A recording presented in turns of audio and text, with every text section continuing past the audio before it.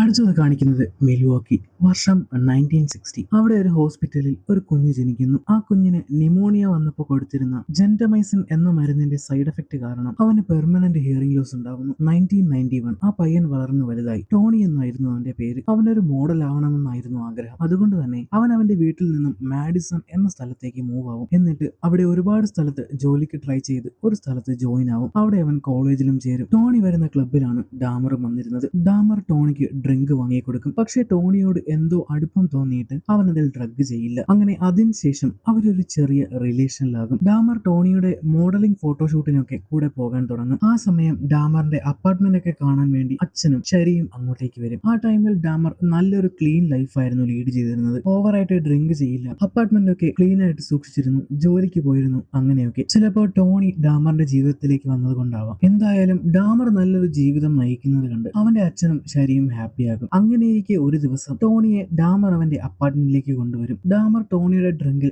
Drug കലക്കാൻ ഒരുങ്ങുമെങ്കിലും അവൻ ആ തീരുമാനം വേണ്ടെന്ന് വെക്കും. അവർ രണ്ടുപേരും കൂടി ഇരുന്ന് ഡ്രിങ്ക് ഒക്കെ ചെയ്ത് ഡാമർ തന്നെ ഉണ്ടാക്കിയ ഒരു ഗെയിം ഒക്കെ കളിക്കും. നേരം ഒരുപാട് വൈകി. അവരുടെ കലാപരിപാടിയൊക്കെ കഴിഞ്ഞ് രാവിലെ ടോണി പോകാൻ ഇറങ്ങുമ്പോൾ ഡാമറിന് ടെൻഷനാകും. ഇനിയിപ്പോ എന്നാ കാണുന്നേ, നീ തിരിച്ചു വരുമെന്ന് എന്താ ഉറപ്പ് എന്നൊക്കെ ടോണിയോട് ചോദിക്കും. അപ്പൊ ടോണി ഡാമറിനോട് നീ എന്നെ വിശ്വസിക്ക്, ഞാൻ ഉറപ്പായും വരുമെന്ന് പറഞ്ഞ് അവിടെ നിന്ന് പോകും. ആ സമയം ഡാമർ ടോണിയെ കൊല്ലാനായിട്ട് ഒരു ഹാമറുമായിട്ട് നിൽക്കുന്നുണ്ടെങ്കിലും ടോണി പറഞ്ഞത് വിശ്വസിച്ച് ഡാമർ അവനെ വെറുതെ വിടും. അടുത്തത് കാണിക്കുന്നത് 2 ദിവസമായിട്ട് ടോണിയെ കാണാനില്ലെന്നും പറഞ്ഞ് അവന്റെ അമ്മ പോലീസിൽ പരാതി നൽകുന്നതാവും. പക്ഷെ അതിൽ ഫലമൊന്നും കാണാത്തത് കൊണ്ട് ടോണിയുടെ അമ്മയും അവരുടെ ഫാമിലിയും ചേർന്ന് ടോണിയുടെ മിസ്സിംഗ് പോസ്റ്റേഴ്സ് ഒക്കെ എല്ലായിടത്തും ഒട്ടിക്കും. നാട്ടുകാരെ വിളിച്ചുകൂട്ടി അവരുടെ സഹായവും ആവശ്യപ്പെടും. അവിടെ ടോണിക്ക് വേണ്ടി ഫണ്ട് കളക്ട് ചെയ്യുന്ന സ്ഥലത്ത് ഡാമറും വരും. അവനും അതിൽ പൈസ ഇടും. കൊന്നിട്ട് ഇവൻ എന്തിനാണാവോ പൈസ കൊടുക്കുന്നത്. അടുത്തത് കാണിക്കുന്നത് ഡാമർ അവന്റെ അപ്പാർട്ട്മെന്റിൽ വന്നിട്ട് കുറെ ബിയറൊക്കെ വാങ്ങി കുടിച്ച് അവിടെ ഇരിക്കുന്ന സാധനങ്ങളൊക്കെ എറിഞ്ഞു പൊട്ടിക്കുന്നതാവും. ഇതിന്റെയൊക്കെ സൗണ്ട് അപ്പുറത്തെ വീട്ടിലെ ലേഡി ശ്രദ്ധിക്കുന്നുണ്ട്. ഡാമർ എന്നിട്ട് അവന്റെ വിക്ടിംസിന്റെ എല്ലാവരുടെയും ഐഡി എടുത്ത് ടേബിളിൽ വെക്കും. എന്നിട്ട് അതിലൊരാളുടെ ഫാമിലിയെ കോൺടാക്ട് ചെയ്യും. അവരെ വിളിച്ചിട്ട്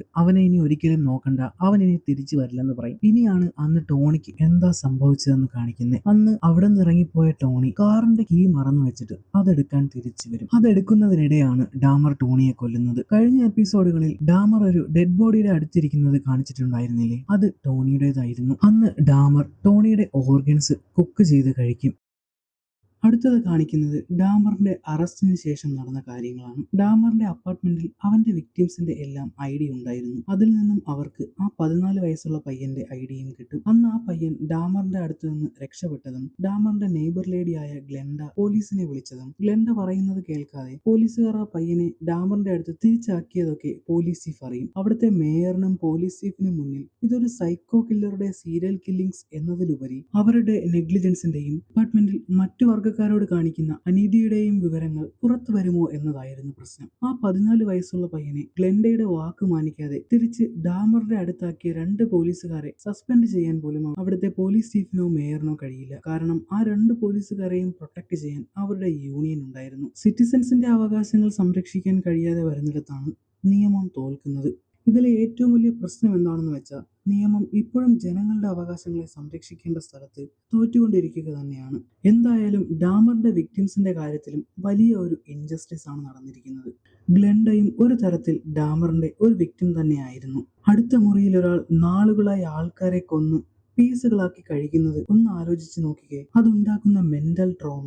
ഗ്ലെൻഡ ഈ കേസിൽ ഒരു ഡയറക്റ്റ് വിക്ടിം ആയിരുന്നിട്ട് പോലും പോലീസ് ഗ്ലെൻഡയുടെ മൊഴി എടുത്തിരുന്നില്ല. ഈ പ്രശ്നങ്ങളുടെയൊക്കെ സീരിയസ്നെസ് മനസ്സിലാക്കി അന്നത്തെ ഒരു കമ്മ്യൂണിറ്റി ലീഡറായ റെവറൻഡ് ജാക്സൺ ആ നാട്ടിലേക്ക് വരും. പുള്ളി വന്ന് ഗ്ലെൻഡയ്ക്ക് പറയാനുള്ളതൊക്കെ കേൾക്കും. ഓരോ വട്ടവും ഡാമറിന്റെ അപ്പാർട്ട്മെന്റിൽ നിന്ന് വരുന്ന നോയ്സിനെയും സ്മെല്ലിനെയും ഒക്കെ പറ്റി പോലീസിനെ അറിയിച്ചതൊക്കെ ജാക്സണോട് പറയും. ഒരു വട്ടം ഗ്ലെൻഡ കൊടുത്ത കംപ്ലൈന്റിൽ ബിൽഡിംഗ് മാനേജർ ഡാമറിനെ എവിക്ട് ചെയ്യാനുള്ള നോട്ടീസ് കൊടുക്കും. ആ കംപ്ലൈന്റ് തിരിച്ചെടുക്കാനായിട്ട് ഡാമർ ഗ്ലെൻഡയെ കാണാൻ വരും. കൂട്ടത്തിൽ ഗ്ലെൻഡയ്ക്ക് ഒരു സാൻഡ്വിച്ചും കൊണ്ടുവരും. പക്ഷെ ഗ്ലെൻഡ ആ കംപ്ലൈന്റ് തിരിച്ചെടുക്കാനും സമ്മതിക്കില്ല.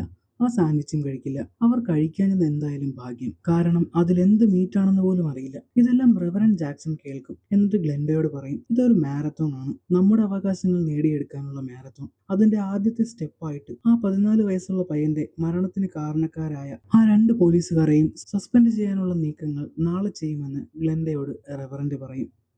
അടുത്തത് കാണിക്കുന്നത് പ്രസന്റിൽ ഡാമറിന്റെ അച്ഛൻ അവനെ ജയിലിൽ പോയി കാണുന്നതാണ്. പുള്ളി ഡാമറിനോട് നീ ഇതെന്തിനാ ചെയ്തത്, എന്താണ് നിന്നെ ഇങ്ങനെ ഒരാളാക്കി മാറ്റിയതെന്ന് ചോദിക്കും. അതിന് ഡാമർ പറയും അറിയില്ല, ചിലപ്പോൾ കുഞ്ഞിലെ റോഡ് കില്ലൊക്കെ കളക്ട് ചെയ്ത് അതിനെയൊക്കെ കീറി മുറിച്ച് പരിശോധിച്ച് ശീലിച്ചത് കൊണ്ടാവാമെന്ന്. ഇത് കേട്ട് ഡാമറിന്റെ അച്ഛന് ദേഷ്യം വരും. എന്നിട്ട് ചോദിക്കും നിനക്ക് ഞാൻ ടാക്സി ഡമ്മി പഠിപ്പിച്ചു തന്നത് കൊണ്ടാണോ നീ ഇങ്ങനെ ആയത്, അല്ല ഞാനല്ല നിന്നെ ഇങ്ങനെ ആക്കിയതെന്ന് പറയും. അതിനുശേഷം ഡാമറിന്റെ അച്ഛന് പിന്നെ പുള്ളി കാരണമാണ് ഡാമർ അങ്ങനെ ആയതെന്ന ചിന്തയാവും. അത് അങ്ങനെയല്ല എങ്കിലും കുറച്ചൊക്കെ സത്യമാണ്. ഡാമറിന്റെ അമ്മയുടെ അവസ്ഥയും ഒട്ടും ബെറ്റർ അല്ലായിരുന്നു.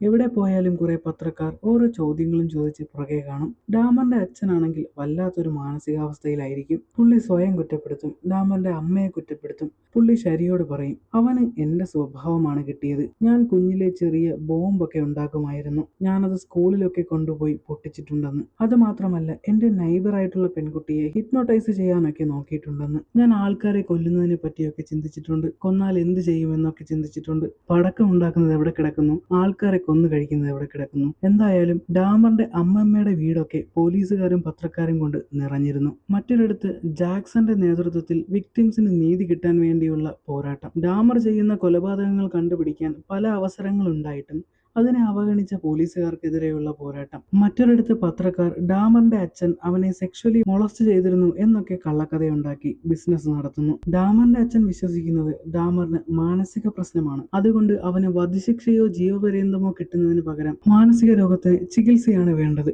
അതുകൊണ്ട് തന്നെ ഡാമറിന്റെ അച്ഛൻ ഒരു ലോയറിനെ ഹയർ ചെയ്ത് ഡാമറിനെ രക്ഷിക്കാനുള്ള പരിപാടികൾ ചെയ്യും. അടിപൊളി. പക്ഷെ ഡാമർ ആണെങ്കിൽ വധശിക്ഷ കിട്ടിയാൽ മതി എന്ന മൈൻഡിലായിരിക്കും.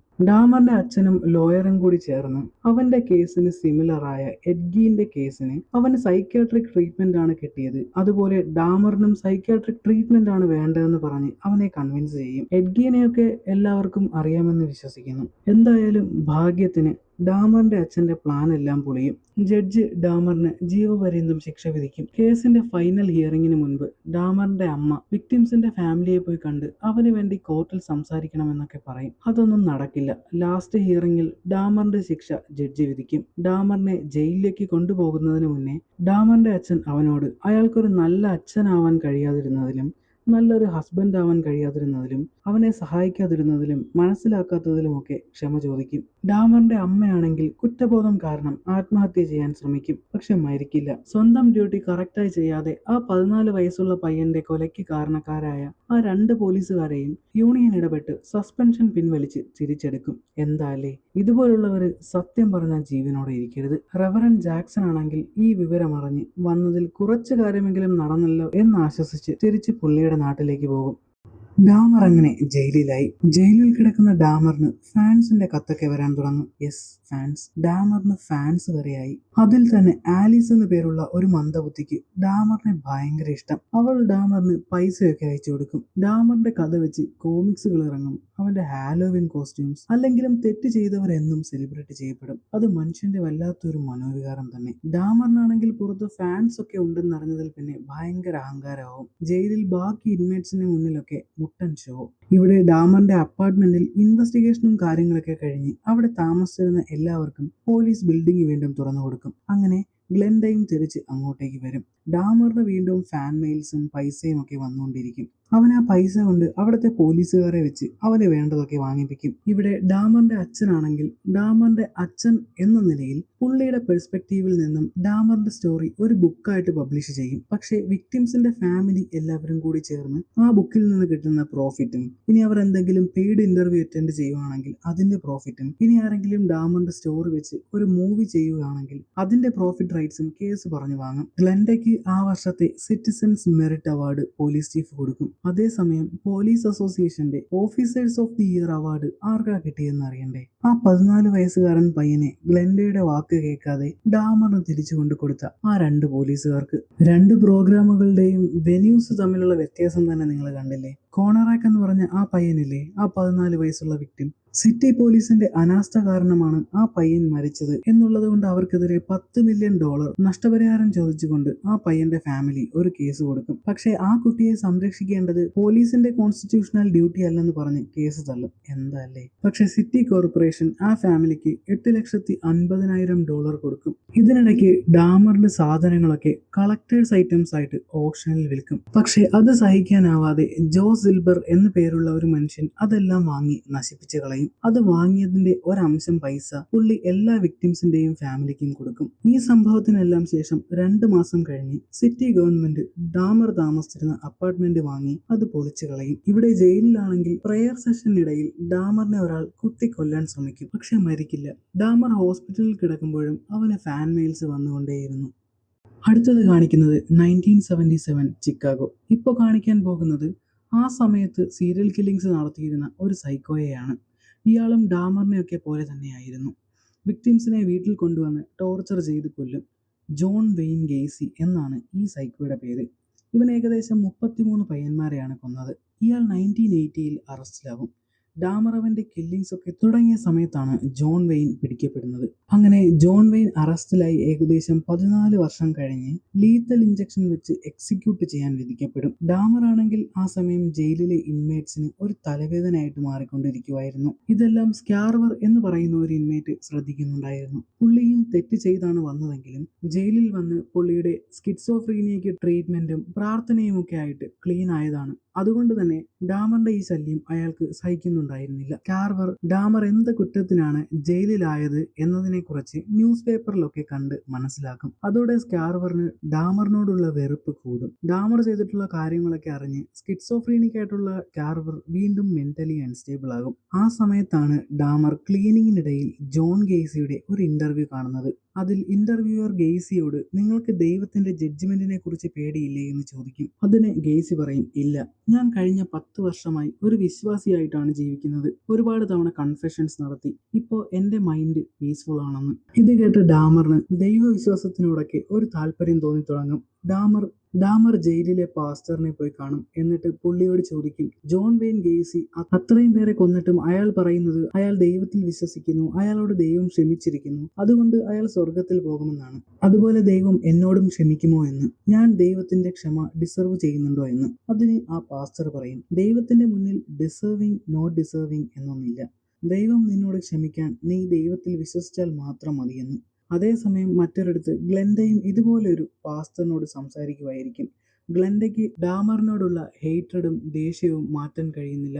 അതിൽ നിന്നും മൂവ് ഓൺ ആവാൻ പറ്റുന്നില്ലെന്ന്. അതിന് ആ പാസ്റ്റർ പറയും, അതങ്ങനെ തന്നെയാണ്, അത് മാറാൻ ഒരുപാട് സമയമെടുക്കും. നിങ്ങൾ ദൈവത്തിനോട് ഈ സമയം കടന്നു പോകുന്നത് വരെ സർവൈവ് ചെയ്യാനുള്ള ശക്തി തരാൻ പ്രാർത്ഥിക്കാൻ പറയും. അടുത്ത വട്ടം ഡാമറിന്റെ അച്ഛൻ അവനെ കാണാൻ വരുമ്പോൾ ഡാമറിനെ ബാപ്റ്റൈസ് ചെയ്താൽ കൊള്ളാമെന്നുണ്ടെന്ന് പറയും. അങ്ങനെ ഡാമറിനെ ബാപ്റ്റൈസ് ചെയ്യുന്ന ദിവസം വന്നെത്തി. അതേ ദിവസമാണ് ജോൺ വെയിൻ ഗേസിയുടെ എക്സിക്യൂഷൻ നടക്കുന്നത്. ഒരു സ്ഥലത്ത് ഒരു കൊലപാതകി മരണപ്പെടുന്നു, ജോൺ. മറ്റൊരിടത്ത് ഡാമർ ബാപ്റ്റൈസ് ചെയ്യപ്പെടുന്നു. ഇതിനെല്ലാം കോയിൻസിഡൻസ് ആയിട്ട് അന്ന് ഒരു സൂര്യഗ്രഹണവുമായിരുന്നു. സീരീസിൽ ജോൺ ഗേസി വളരെ സ്മൂത്തായി മരിക്കുന്നതായാണ് കാണിക്കുന്നത്. എന്നാൽ നോർമൽ ലീത്തൽ ഇഞ്ചക്ഷൻ എക്സിക്യൂഷൻ എടുക്കുന്ന സമയത്തേക്കാൾ 4 ഇരട്ടി സമയമെടുത്താണ് ജോൺ ഗേസി മരണപ്പെടുന്നത്. അവസാന നിമിഷത്തിൽ അവന്റെ വിക്ടിംസ് അനുഭവിച്ച അതേ അവസ്ഥ അവനും അനുഭവിച്ചിട്ടുണ്ടാവാം എന്ന് ആഗ്രഹിക്കാം. അതിനുശേഷം അങ്ങോട്ട് ഡാമർ പ്രാർത്ഥനയും ബൈബിളും ഒക്കെ ആയിട്ടായിരുന്നു പോയിരുന്നത്. ഒരു ദിവസം ഡാമറും ജെസ്സി ആൻഡേഴ്സൺ എന്ന് പറയുന്ന ഒരു കുറ്റവാളിയും കൂടി വർക്ക് ഡ്യൂട്ടി ചെയ്തുകൊണ്ടിരിക്കുമ്പോൾ സ്കാർവറും അങ്ങോട്ടേക്ക് വരും.